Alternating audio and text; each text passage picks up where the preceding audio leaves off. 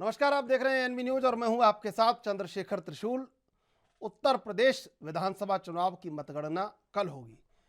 उससे पहले सोमवार को आए एग्जिट पोल में ज्यादातर ने यूपी में भाजपा की सरकार बनने का अनुमान जताया है, जिसके बाद ईवीएम पर सियासी घमासान शुरू हो गया है। नतीजों से पहले ईवीएम की सुरक्षा को लेकर यूपी के कई जिलों में हंगामा हो रहा है। उत्तर प्रदेश के वाराणसी, अलीगढ़, सोनभद्र, बदायूं, बरेली, आगरा और मेरठ समेत 20 जिलों में सपा प्रत्याशी और उनके समर्थकों ने स्ट्रांग रूम की निगरानी सतर्कता के साथ कर रहे हैं। वहीं समाजवादी पार्टी के राष्ट्रीय अध्यक्ष अखिलेश यादव ने मंगलवार को प्रेस कॉन्फ्रेंस कर कार्यकर्ताओं से आह्वान किया कि ईवीएम की सुरक्षा को लेकर सतर्क रहें। बनारस में सोमवार सपा कार्यकर्ताओं ने 2 वाहनों में ईवीएम को पहाड़िया मंडी से बाहर ले जाने का आरोप लगाते हुए जमकर हंगामा किया। वाहनों में तोड़फोड़ की, कार्यकर्ताओं की स्ट्रांग रूम के बाहर तैनात अर्धसैनिक बलों और पुलिसकर्मियों से नोकझोंक भी हुई। बहरहाल अब बात यह है कि हर बार की तरह इस बार भी ईवीएम फिर कटघरे में आ गई है। हालांकि अब इस मसले पर अलग अलग प्रतिक्रियाएं भी आने लगी हैं।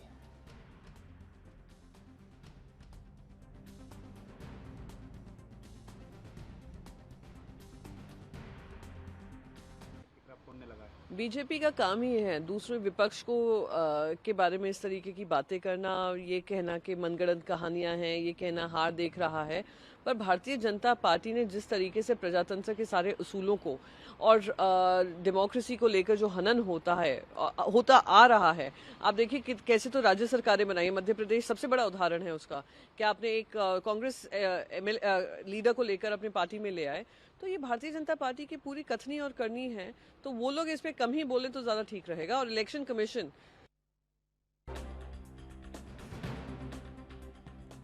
लगातार जैसे जैसे एग्जिट पोल का शोर बढ़ रहा है, वैसे वैसे पार्टियों की धड़कन भी बढ़ रही है और जो कहीं ना कहीं निचले पायदान पर हैं या बीच में फंसी हुई हैं पार्टियां, वो ये कवायद में लगी हैं कि कैसे अब अपने दामन को पुख्ता भी किया जाए और साफ भी किया जाए। और ऐसे में समाजवादी पार्टी ने कल सरकार पर गंभीर आरोप लगाए हैं और लोकतंत्र के लिए इन तमाम चीज़ों को, जो ईवीएम को लेकर असावधानी सामने आई है, उसको लेकर तमाम तरह के खतरों से आगाह भी किया। अब ऐसे में कल यानी 10 मार्च को क्या होने वाला है और जनादेश किसके साथ है, इससे पहले लगातार पार्टियों की धड़कनें बढ़ती हुई और एग्जिट पोल की भूमिका पर सवाल, लेकिन कल तक के इंतजार के पहले हर एक दल जोड़ तोड़ से लेकर तमाम तरह के आरोप प्रत्यारोप, रणनीति और कैसे सत्ता के द्वार तक पहुंचा जाए, हर एक पहलू को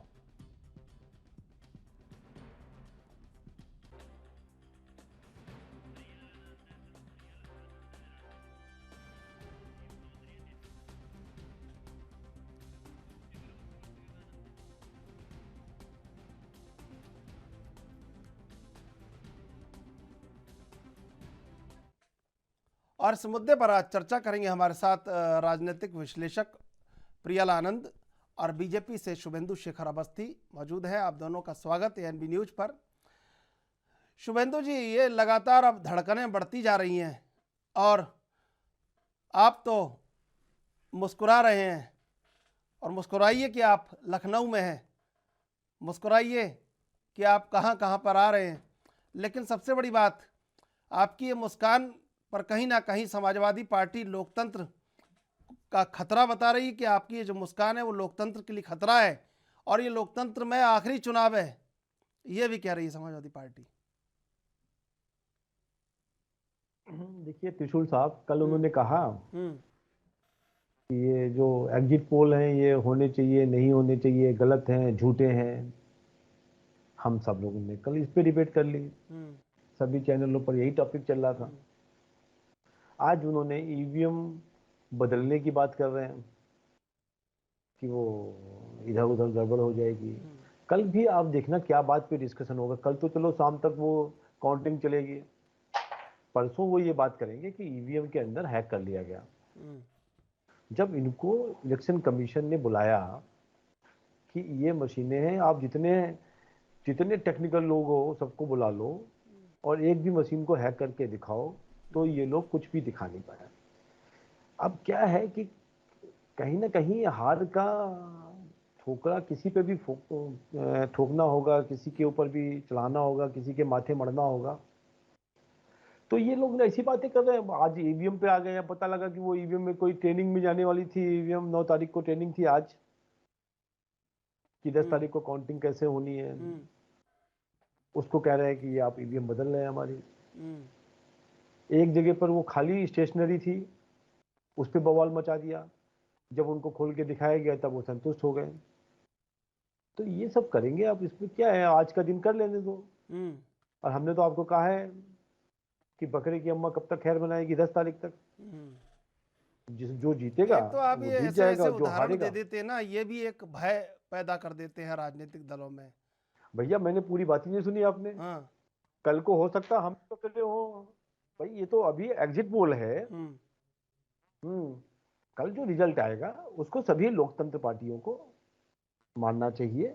हमने बंगाल में माना ना अपनी हार, हम पंजाब में आज भी कह रहे हैं कि हम हारेंगे, हमारे पास उतना बल नहीं मिलेगा। परंतु हमने तो ये बात तो नहीं कही कि वहां बेईमानी हो गई, वहां लेकिन की स्टेट गवर्नमेंट ने कुछ गड़बड़ कर दिया। लेकिन ये तो ये अखिलेश यादव ने ये कहा कि लोकतंत्र के लिए खतरा है बहुत बड़ा, और भैया कहीं ना कहीं उन्होंने लोकतंत्र कभी, खतरे में है। भैया कभी जब तक अभी तक उनको लोकतंत्र वो समझ में आता था अखिलेश यादव जी को, कि जब वो बूथों पे कब्जा करते थे, मोहर लगाते थे, वही उनका खतरा हो गया। अब सब चीजें ट्रांसपेरेंट हो गई, ये सब बेईमानी नहीं हो सकती, कोई कब्जा नहीं होता बूथ पे। यदि कहीं गलती से कर लोगे तो दोबारा चुनाव होता है।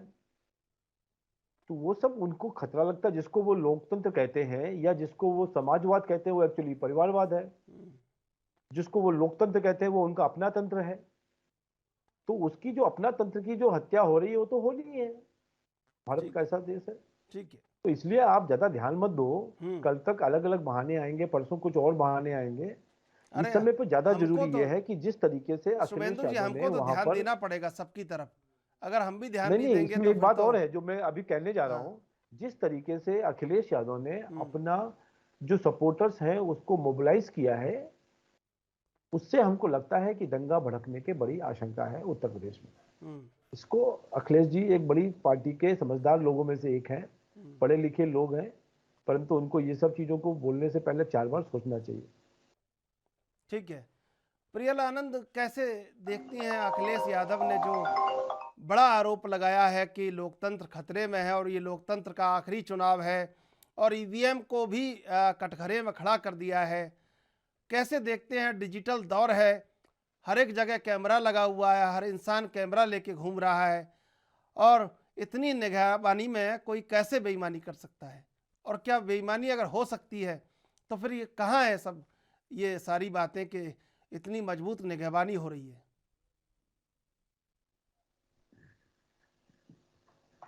देखिए त्रिशूल जी, हर इलेक्शन और हर चर्चे में ये ईवीएम का जो दौर है वो बहुत कॉमन हो गया है। चाहे आज आप यूपी इलेक्शन की बात करें या लास्ट असम इलेक्शन की बात करें जो 2 अप्रैल 2021 में हुई थी, या वेस्ट बंगाल में बात करें या चंडीगढ़ में बात करें, तो ये ईवीएम का जो एक मुद्दा है वो आजकल एक आम मुद्दा हो गया है। हर चुनाव प्रचार के बाद या एक पब्लिक पॉलिटिकल स्टंट आप समझ लीजिए, या बहुत सारी चीजें। सबसे पहले हम आते हैं कि वाकई में क्या ईवीएम मशीन जो है वो हैक हो भी सकती है या नहीं। क्योंकि तथ्यों के हिसाब से अगर बात किया जाए तो आप ये देखें कि इलेक्शन कमीशन ऑफ इंडिया ने बहुत हद तक ये क्लियर किया है कि EVM machine can not be get hacked. तो ये सारे जो पॉलिटिकल स्टंट है, अगर उसको हम साइड रख करके अगर प्रैक्टिकली आपस में बात विचार करें, तो कहीं ना कहीं ये बात सुनिश्चित हो जाती है कि ईवीएम जो है वो हैक नहीं हो सकता है। चाहे आप इलेक्शन कमीशन ऑफ इंडिया के बहुत सारे आप आर्टिकल्स देख ले, या उनका जो एक बयान आता है, तो ये भी बहुत सारी चीजें हैं। और कल जो बनारस में हुई चीजें हैं, जो उनके वहां के जो मजिस्ट्रेट हैं, उन्होंने भी ये सारी चीजें क्लियर की है। तो ये सारी चीजें ना कहीं जनता को एक गुमराह करने का जो एक बहुत बड़ा ये जो कथित रचना रचा जाता है, ये ना रचा जाए। मुद्दे पर आकर के हम अगर बात करें चुनाव प्रचार में कि किस पार्टी को हमें कितनी वोट मिली, किस पार्टी को कितनी वोट नहीं मिली, तो वो एक तथ्य वाली बात हो जाती है। वितर्क पे अगर हम आज आकर के बात करें, तो कहीं ना कहीं ये जनता को गुमराह करने वाली बात है। आपने अपना इलेक्शन, आपने अपनी प्रतिनिधि कितने स्वरूप में जनता के सामने रखी है, वो कहीं ना कहीं आपको मतदान के बाद आपको एक चुनाव का जो एक रिजल्ट आता है वो ऑटोमेटिकली मिल जाता है। तो ये कहीं ना कहीं ये तो सुनिश्चित हमें करना होगा कि ईवीएम का जो ये एक कंट्रोवर्शियल चीज है, जो हर चुनाव प्रचार के बाद जाता है और जो जनता के बीच में इसको गुमराह करने वाली बात होती है, इस चीज को ना किया जाए, क्योंकि जनता इससे और भी ज्यादा गुमराह हो जाती है कि एग्जैक्टली दोनों पार्टीज के बीच की जो एक तंज है वो कहीं ना कहीं एक गलत दिशा में चली जाती है।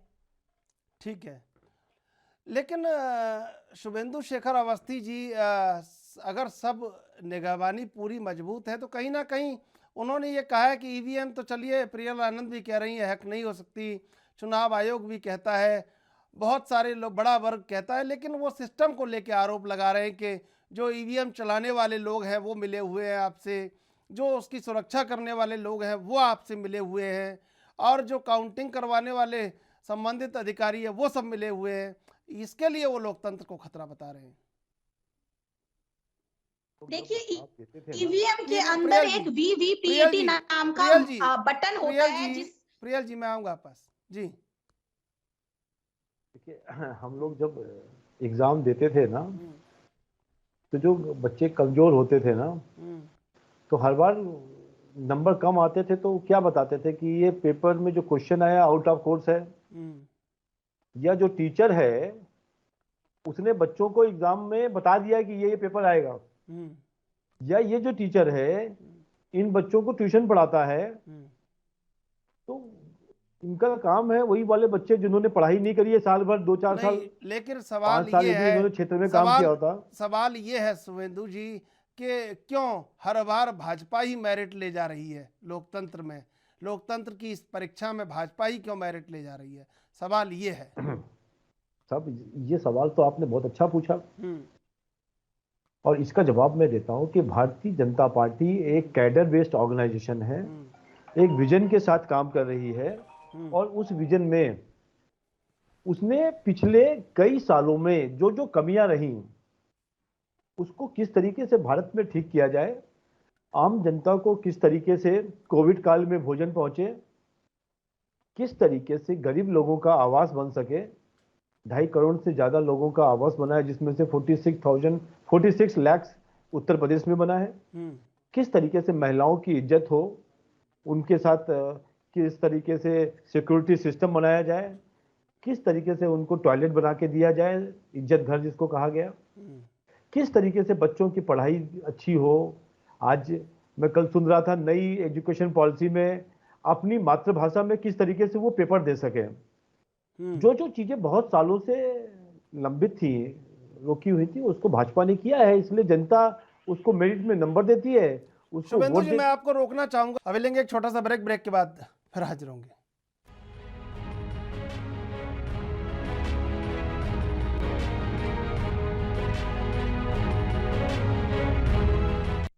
दरअसल चुनाव को लेकर तमाम तरह की बातें हैं, और अब जैसे ही एग्जिट पोल सामने आने लगे हैं, कहीं ना कहीं अखिलेश यादव मुखर हुए हैं और समाजवादी पार्टी लगातार अब दूरबीन से भी निगरानी कर रही है। शुभेंदु जी, दूरबीन से निगरानी रखी जा रही है, भरोसा कहीं ना कहीं टूट रहा है आपसे? भरोसा नहीं है ये। भरोसा होता तो उनको भारत के सुरक्षा बलों के ऊपर होता, उनके जो सैनिक लगे हुए हैं पूरे देश के, उनके ऊपर होता। और उन्होंने अपने जो जो सफाई गुंडे हैं उनको वहां बैठाला हुआ है। हम्म, हमको तो ऐसा डर लगता है कि कल यदि रिजल्ट खराब आया उनका, हम्म, तो वो वहां पर दंगाई ना करें, जो उनकी पुरानी आदत है। हम्म, इसके लिए मैंने आज सरकार को भी बात किया है, और कि क्या सुरक्षा होनी चाहिए, क्या है।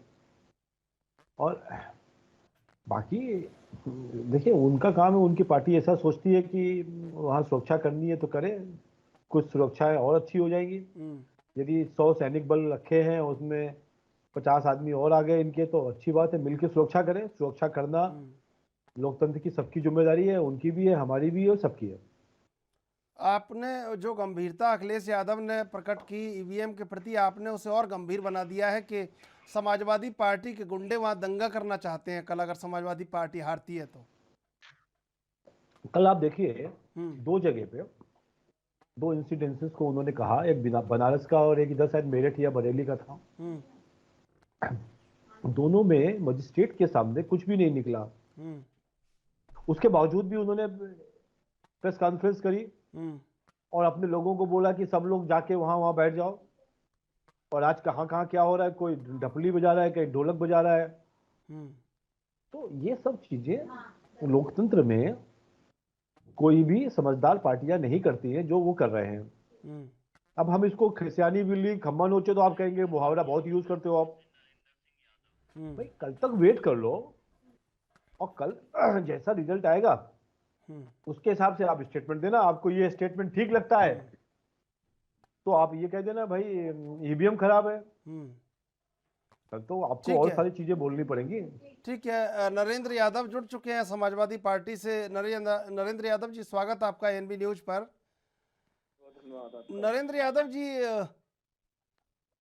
भाजपा कह रही है कि समाजवादी पार्टी ने अपने गुंडों को बैठा दिया है स्ट्रांग रूम के बाहर, और अगर कल हारी तो दंगा करेंगे। देखिए, मैं एक चीज बताना चाहता हूं आपको कि चुनाव के समय जो भी ईवीएम मशीन है या बैलेट पेपर है, हम्म, उनकी एक गाइडलाइन होती है जिसके तहत आदमी काम करता है चुनाव आयोग। ठीक है, हम्म, कोई भी मूवमेंट होता है तो प्रत्याशियों को बताया जाता है, उनको कॉन्फ्रेंस में लिया जाता है कि भाई ये ऐसे ऐसे हो रहा है। हम्म, बनारस की घटना को लेकर बात कर रहा हूं मैं। हम्म, 3 गाड़ियां ईवीएम भर के जाती हैं, हम्म, और जब भाजपा के लोग रोकते हैं उनको, तो 2 गाड़ियां भाग जाती हैं, और एक गाड़ी तब रुकती है जब उनका कार्यकर्ता गाड़ी के सामने लेट जाता है, बोला आप चढ़ा दो, हम मर जाएंगे। और इतने गैप में वो लोग गाड़ियों की हवा निकाल देते हैं, एक गाड़ी जो बचती है। सबसे बड़ा सवाल ये है कि अब जो डीएम सफाई दे रहे हैं कि भाई वो ट्रेनिंग के लिए थी। आप जब पता है कि चुनाव आयोग की गाइडलाइन है कि भाई अगर आप करेंगे कोई मूवमेंट तो आप दूसरी पार्टियों को आप विश्वास में लेंगे, तब बात करेंगे जी। तो आपने क्यों नहीं लिया? दूसरी चीज, जब आप सही थे तो 2 गाड़ियां भागी क्यों? ये गाड़ियां क्यों भाग रही थी? भाई रुकते आप बताते कि ऐसी ऐसी बात है। तीसरी चीज ये है कि सिर्फ बनारस में ही ट्रेनिंग हुई क्या? भाई पूरे प्रदेश में चुनाव हुआ है, जहां जहां स्ट्रांग रूम है वहां ईवीएम्स रखी हैं, तो भाई पूरे प्रदेश में चुनाव हुआ है और हर जगह ईवीएम रखी है, वहां ऐसा क्यों नहीं हुआ? इनके कमिश्नर कुछ और कहते हैं कि सुरक्षा में चूक हुई।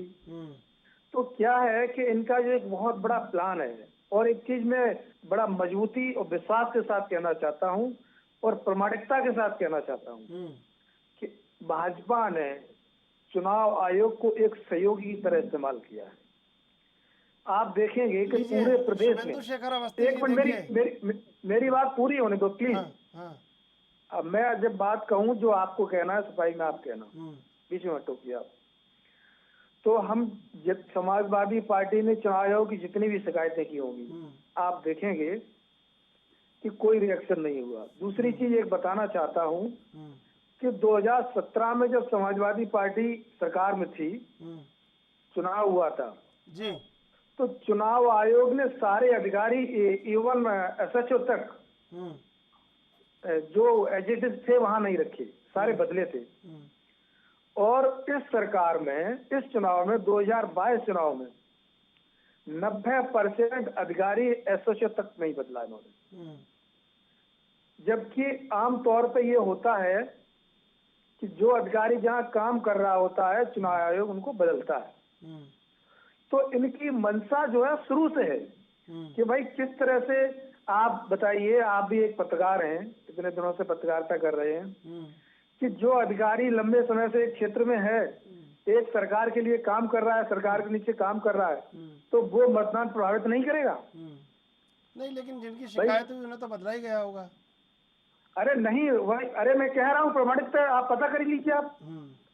मैं बड़े विश्वास प्रमाणिकता के साथ कह रहा हूँ ये बात, ठीक है, और मजबूती से बात कर रहा हूँ। प्रवक्ता बैठे हैं यहाँ पे, सुनिए मेरी बात पूरी होने दो ना आप।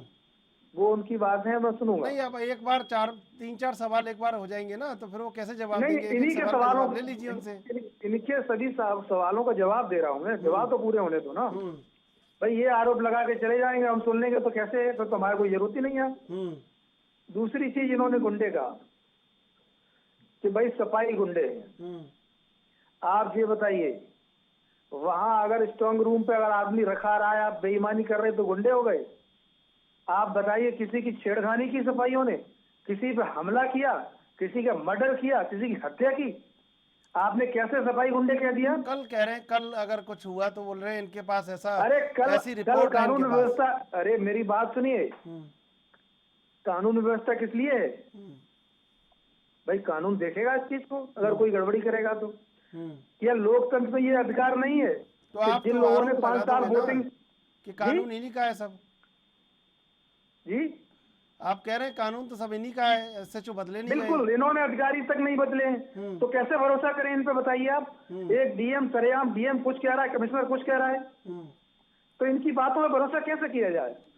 तो हम लोग इंश्योर करने के लिए कि भाई कोई गड़बड़ी नहीं हो, इसलिए लोग बैठे हैं भाई चुनाव शांतिपूर्ण जो है मतगणना हो हमारी, और हमारे साथ कोई अन्याय अत्याचार ना ये हो। जो दूरबीन से, ये जो दूरबीन लगा के देख रहे हैं समाजवादी पार्टी के कार्यकर्ता है, क्या देख रहे हैं?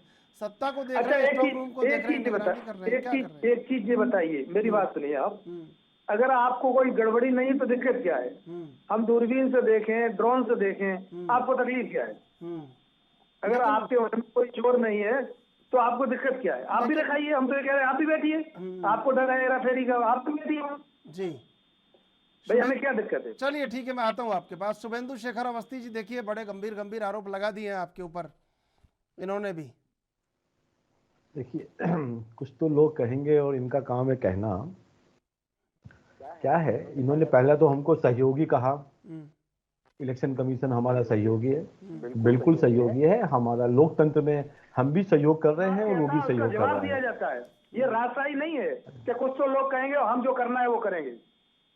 ये भाजपा का घमंड बोले है। थे, वो तो कल आप पता जब चल बोल रहे जाएगा थे तो किसका मैं, घमंड है और किसका अहंकार है, सब पता चल जाएगा कल। वो तो है मैंने ही। आपने जब बोला, प्रवक्ता साहब आपका नाम नहीं याद आ रहा मेरे को अभी। नरेंद्र यादव। हाँ, यादव साहब हूँ।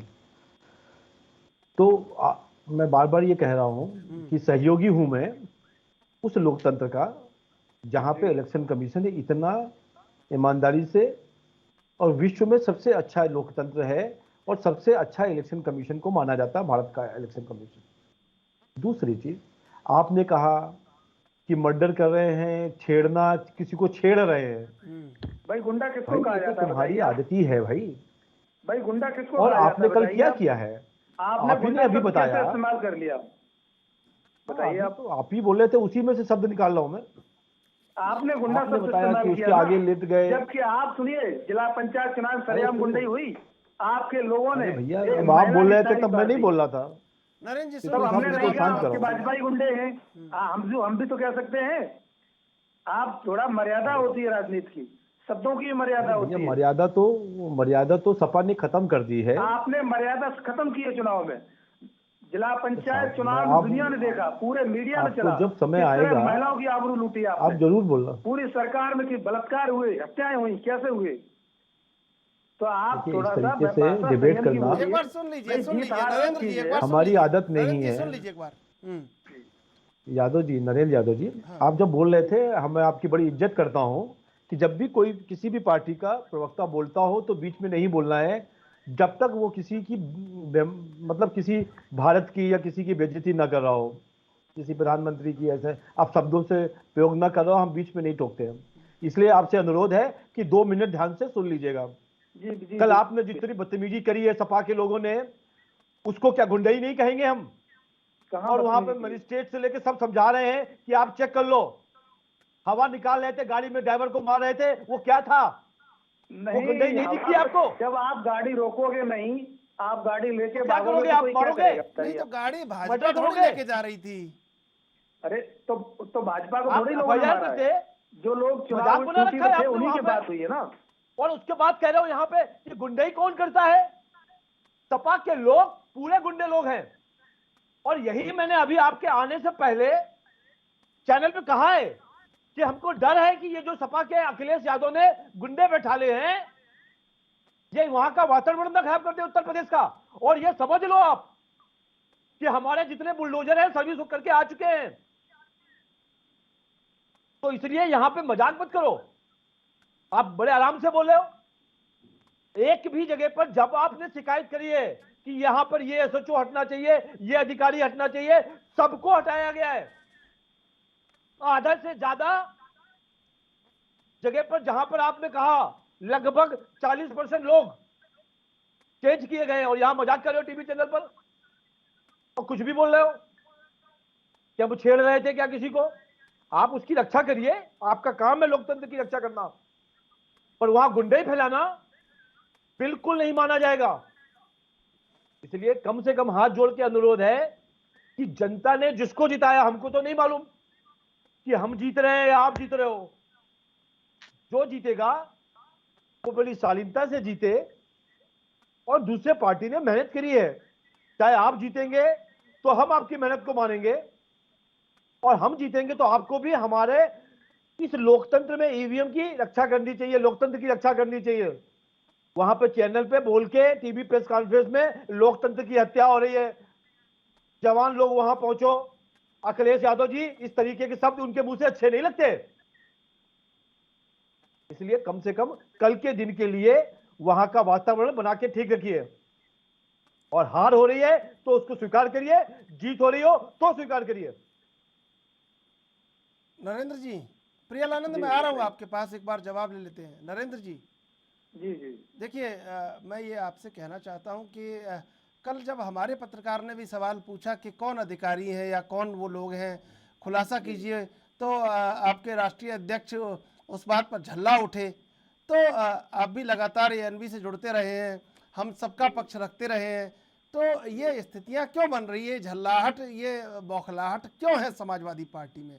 क्या कारण नजर आ रहा है? देखिए, झल्लाहट इसी वजह से है कि चुनाव जो है निष्पक्ष होना चाहिए और कोई ऐसी घटना नहीं होनी चाहिए। हार जीत अलग है भाई, जनता जिसको वोट देगी वो जीतेगा, नहीं देगी वो हारेगा, वो तो स्वीकार है सभी को।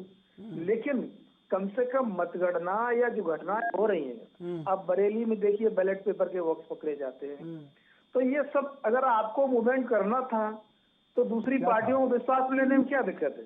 बताइए आप, भाई बता देना चाहिए आपको कि ऐसे हो रहा है। जब इतना बड़ी बात हुई तभी तो इलेक्शन से कोई लेना देना नहीं था, तभी कमिश्नर ने ये कहा कि भाई ऐसे नहीं, ऐसे हुआ है। ये तो और अगर ये चीज पहले प्रत्याशियों में, आप विश्वास में प्रत्याशियों को ले लेते तो ये इतना बवाल क्यों होता? लेना चाहिए। तो ये चुनाव आयोग को आप कोई आपको मूवमेंट करते हैं, चुनाव आयोग को लिखित में देना चाहिए। इसमें भाजपा का क्या लेना देना है? नहीं, भाजपा की बात नहीं कर रहा हूँ मैं, चुनाव आयोग की बात कर रहा हूँ। आप तो कह रहे हैं चुनाव आयोग मिला हुआ है भाजपा से। हाँ, क्यों नहीं भाई, सत्ता पक्ष में मिला हुआ है ना, तभी तो इस पक्ष को काम कर रहा है। अगर मैंने क्या बताया था आपको, चुनाव टीचर के ऊपर भी इल्जाम लगाया जाता है जब बच्चों को एग्जाम में ठीक नंबर नहीं आते हैं। देखिए, प्रियलानंद जी, देखिए, ये संस्था है, समाजवादी पार्टी कह रही है, है। आ रहा हूं मैं नरेंद्र जी। प्रियलानंद जी, देखिए, समाजवादी पार्टी कह रही है चुनाव आयोग भी मिला हुआ है। अब अभी तक EVM की बातें आती थी, अब चुनाव आयोग की भी बात आ गई है, तो कैसे मिला होगा? ठीक है, आचार संहिता का कहीं थोड़ा बहुत छोटा मोटा उल्लंघन हुआ है, सब चीज़ें चल रही है, लेकिन अब ये चुनाव आयोग के ऊपर अगर सवाल उठा दिया है तो ये बड़ा गंभीर मसला है। ये तो शायद कल राष्ट्रीय अध्यक्ष अखिलेश यादव ने भी नहीं कहा, जो नरेंद्र यादव कह गए हैं इस समय डिबेट में। समाजवादी पार्टी शिकायत करती है। हमने अपनी प्रियल आंखों से आनंद जी, देखा है कि अगर मैं कोई आपसे छोटा पूछ सा रहा हूँ, झंडा,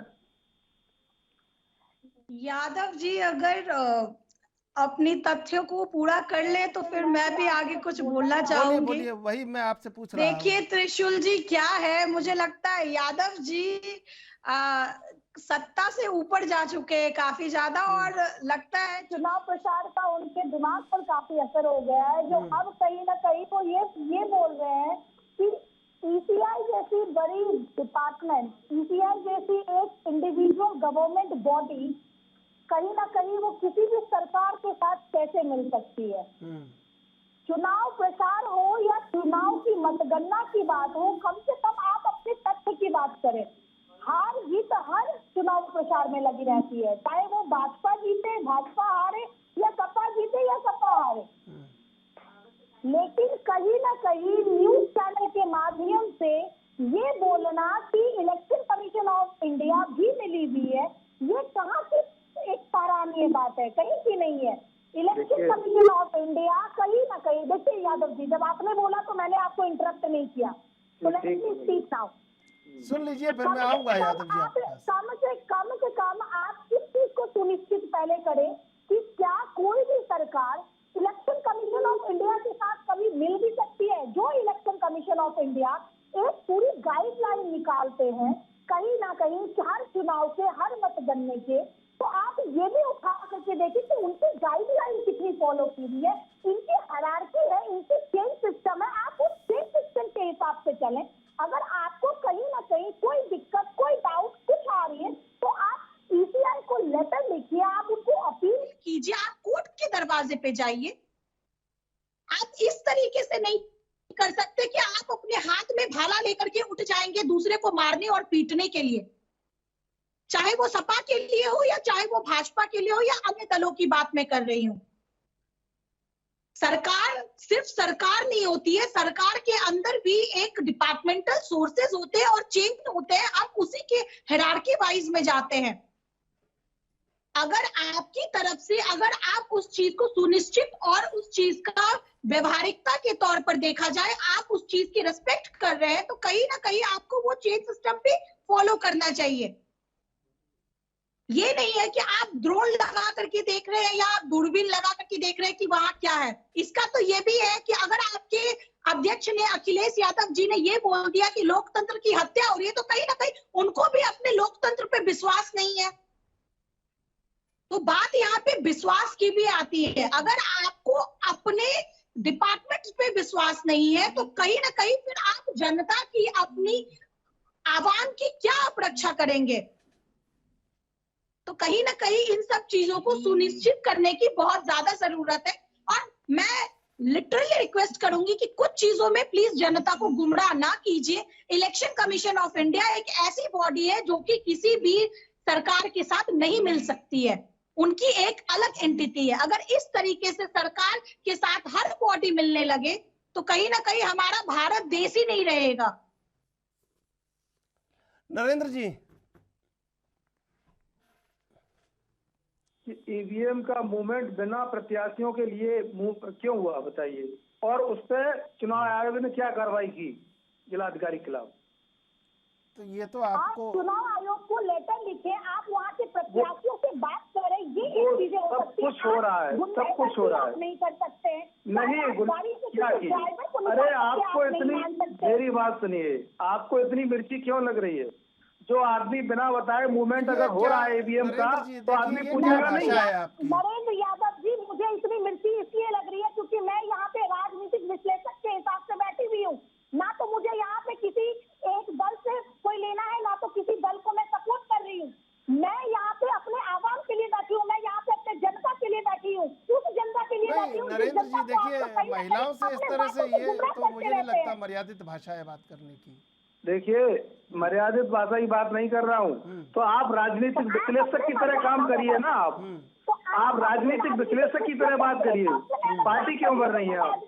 पार्टी के ऊपर की बात नहीं कर रही हूँ। अगर आप देखिए, आपने जब इलेक्शन कमीशन पर आरोप लगाया तो कहीं ना कहीं पक्ष जानना पड़ता है। अच्छा मैं सुनिए, मैं ये कह रहा हूँ, अगर डीएम ने बिना बताए मूवमेंट किया, उसके खिलाफ क्या कार्रवाई की बताइए आप? ये तो आप लिख के देंगे इलेक्शन कमीशन ऑफ इंडिया शिकायत की है ना? स्टेट इलेक्शन कमीशन को। आप ये बताइए, अगर इलेक्शन कमीशन को, जितने लोग हैं, अरे रुक जाइए,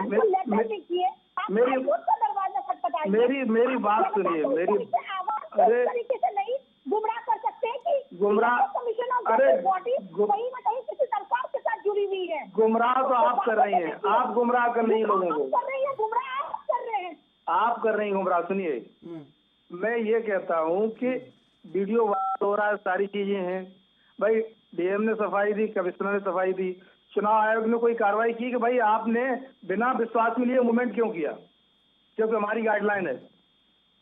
तो ये तो चुनाव आयोग प्रत्याशियों को बताएगा, प्रत्याशियों ने अगर शिकायत की होगी तो उन्हें बताएगा। सरकार के खिलाफ नहीं बोलते थे, तब तो ये भी बोला जा सकता है कि जब सपा की सरकार थी तब तो पूरी पुलिस पूरी डिपार्टमेंट उनके अंदर थी, तब भी आप यही बोलेंगे कि उस टाइम भी गवर्नमेंट के साथ आपकी पूरी सरकार मिली हुई थी। ऐसा कुछ नहीं होता है, जब भी कोई सरकार के अंदर आती है, कोई डिपार्टमेंट का ये सोर्स नहीं होता है कि वो डिपार्टमेंट उसके साथ मिलकर काम करे। जनता को गुमराह मत कीजिए, आप अपने तथ्यों पे रहिए। मैं आपको ये नहीं बोल रही हूँ कि आप अपने राजनीतिक दलों को मत सपोर्ट कीजिए, आप दूसरे दलों को आप तर्क वितर्क मत कीजिए, लेकिन आप वो बोलिए ना। लेकिन आप हमारी बात का आपने जवाब कहाँ दिया भाई? डीएम और कमिश्नर के खिलाफ कार्रवाई हुई कोई? बताइए आप राजनीतिक विश्लेषक हैं, आप एक चीज बताइए, अगर कोई, मेरी बात सुनिए, आप राजनीतिक विश्लेषक हैं, मेरी बात सुनिए, संबंधित आप राजनीतिक विश्लेषक हैं, आपको ये बताइए कि अगर कोई अधिकारी गाइडलाइन फॉलो नहीं करता उसके खिलाफ कार्रवाई होनी चाहिए या नहीं होनी चाहिए? बताइए आप। कौन से अधिकारी गाइडलाइन फॉलो नहीं किए, मुझे तो ये बताइए। डीएम ने, राजकौशल शर्मा जी ने आ करके पूरे ब्यौरा का मुहैया किया, तब जा करके उन्होंने कहीं ना कहीं अपनी चीजों पे उन्होंने बातें बताई, उन्होंने बातें बताने का मतलब नहीं है मूवमेंट हुआ क्यों भाई, मूवमेंट क्यों हुआ, ये मूवमेंट हुआ क्यों? बताइए, बिना कॉन्फिडेंस में ये मूवमेंट क्यों हुआ? आप एक बात बताइए, बिना कॉन्फिडेंस में कौन से मूवमेंट की आप बात कर रहे हैं? वहाँ से बैठे लोगों के बीच में भी आप थोड़ा सा पहले अपने दल की चीजों को क्लियर करके आप यहाँ पे आकर के बात कीजिए मीडिया मैं दल की चीजें क्लियर कर रहा हूँ कि बिना प्रत्याशियों को कॉन्फिडेंस के लिए मूवमेंट क्यों हुआ? आपके कार्यकर्ता वहाँ पे जाकर के गाड़ियों को रोके, ये बताइए ये किस दल में है या ये किस ईसीआई के गाइडलाइन में है? अगर गाड़ियों को रोकते, सुनिए मेरी बात सुनिए, अगर गाड़ियों को रोकते नहीं, अभी मेरी बात सुनिए, आपकी बात कंप्लीट हो गई। अगर गाड़ियों को रोकते नहीं तो ये पता कैसे लगता कि ये मूवमेंट हुआ है? बताइए। उन्हें डाउट हुआ, उन्होंने गाड़ियों को रोका, तो कहीं ना कहीं आपको फिर सरकार पे डाउट है, कहीं ना कहीं आपको अपने लोकतंत्र पे डाउट है। लोकतंत्र पे डाउट मुझे नहीं है, सुनिए, लोकतंत्र पे डाउट मुझे, लोकतंत्र से बाहर है फिर तो आप ये बताइए। अरे तो लोकतंत्र से अगर आपको डाउट है तो इसका मतलब लोकतंत्र से आप बाहर है कहीं ना कहीं। लोकतंत्र पे डाउट कहाँ हो गया? इस पे नहीं, देखिए ये व्यवस्था पे डाउट है जी, लोकतंत्र पे डाउट है, आपने कहा है इलेक्शन कमीशन मिला हुआ है। अच्छा ये बताइए, अगर आप सही थे तो आपने विश्वास में लेके बिना मूवमेंट क्यों किया? चलिए, मैं शुभेंदु शेखर अवस्थी जी, देखिए नरेंद्र यादव जो कह रहे हैं कि प्रत्याशियों को कहीं ना कहीं विश्वास में लेना चाहिए था, ये वो सवाल उठा रहे हैं। वो बहुत सारे डिसीजन लेते हैं और हर चीज़ इनसे पूछने जाएंगे क्या एडमिनिस्ट्रेशन का? उन्होंने बुलाया, उनको बताया, वो जो ड्राइवर गाड़ी चला रहा था उसकी जान बच गई किसी तरीके से। यदि अर्धसैनिक बल नहीं होते तो कल एक हत्या हो जाती। जितनी हत्याएं करी हैं उतनी हत्याओं में एक नाम और ऐड हो जाता। मेरा ये कहना है कि उसमें इस इलेक्शन से रिलेटेड कुछ नहीं था। स्ट्रॉन्ग रूम में जो ईवीएम रखी हुई है, नरेंद्र जी की गाड़ी की चक्कियों की हवा निकाल दी जाए, ये प्रियल कौन जी, सी मैं आ रहा हूँ। गाइडलाइन में आ गई? प्रियल जी, मैं आ रहा हूँ आपके पास। जहाँ शुभेंदु जी, और उसमें क्या हुआ कि वो एक ट्रेनिंग पर्पस के लिए थी। अब जो इलेक्शन की वोटिंग से रिलेटेड नहीं है वो भी इनसे पूछा जाएगा क्या? और जब इनको दिखाया गया, इन्होंने माना भैया ये वोटिंग नहीं हुई है, तो संतुष्ट हुए कि नहीं हुए? आप खाली अफवाह फैलाकर कार्यकर्ताओं के बीच में दंगा करा दो, लोग मर जाएं, ये तो आपका लोकतंत्र है। और उसके बाद दोनों केसेस में ऐसा नहीं है कि बनारस के केस में हुआ हो, यहां वाले केस में भी वहां के मजिस्ट्रेट ने उनको बुलाया, बताया कि आप जाके चेक कर लो ये कौन से पोस्टल हैं, उसमें कोई भी क्या यूज्ड पोस्टल है क्या, जिनको इधर से उधर लिया जाया जा रहा है। और फिर वो क्यों पूछे जाए जब उसका इस चुनाव के मतदान से लेना देना नहीं है, तो क्या इनसे हर चीज के लिए अखिलेश यादव जी से परमिशन लेनी पड़ेगी? तो ये सब बातें करनी है, गुंडई करनी है। और मैं बार बार कह रहा हूं इस चैनल के ऊपर, नरेंद्र यादव जी, आपसे हाथ जोड़ के प्रार्थना है कि अपने कार्यकर्ताओं को अखिलेश यादव जी कल बड़ा संतुलन बनाने के लिए, शांति बनाने के लिए आज ही वो कर लें। क्योंकि उनको लग रहा था कि उनकी सरकार यदि आ गई है तो उसमें भी, और नहीं आई है तो उसमें भी तो दंगा करना चाहते हैं। वापस उत्तर प्रदेश को, जो उत्तम प्रदेश बनाया गया है, वापस भी बहुत निरुत्तर प्रदेश बनाना चाहते हो आप लोग। इसलिए शांति के साथ एक लोकतंत्र की जो लड़ाई है, चुनाव हुआ है, उसको आपको एक्सेप्ट करना चाहिए, हमको एक्सेप्ट करना चाहिए, और उसको शांति से मानना चाहिए। नरेंद्र जी। माननीय राष्ट्रीय अध्यक्ष जी ने, अखिलेश जी ने यह भी कहा था कि कोई भी कार्यकर्ता कानून को हाथ में नहीं लेगा। अगर आप लोग थे, आपके चैनल के भी लोग वहां थे, उन्होंने ये कहा था कि कोई भी कार्यकर्ता कानून को हाथ में नहीं लेगा, कानून के दायरे में अपनी मशीनों की रखवाली ठीक है, लेकिन ये हवा निकाल देना भी कानून को हाथ में लेना ही है। बहरहाल समय समाप्त हो रहा है। नरेंद्र यादव जी, प्रियल आनंद जी और शुभेंदु शेखर अवस्थी जी, आप तीनों का धन्यवाद डिबेट में जुड़ने के लिए। जैसे जैसे नतीजे आने वाले हैं वैसे वैसे धड़कनें बढ़ती जा रही हैं, और इन्हीं बड़ी धड़कनों से कुछ ना कुछ ऐसा निकल रहा है जो नहीं निकलना चाहिए। लेकिन दरअसल ये चुनाव है, और चुनाव में सब कुछ होता है, और वही सब कुछ लोगों को नजर आ रहा है। बहरहाल देश विदेश की ताज़ा तरीन खबरों के लिए आप देखते रहिए ANV न्यूज़।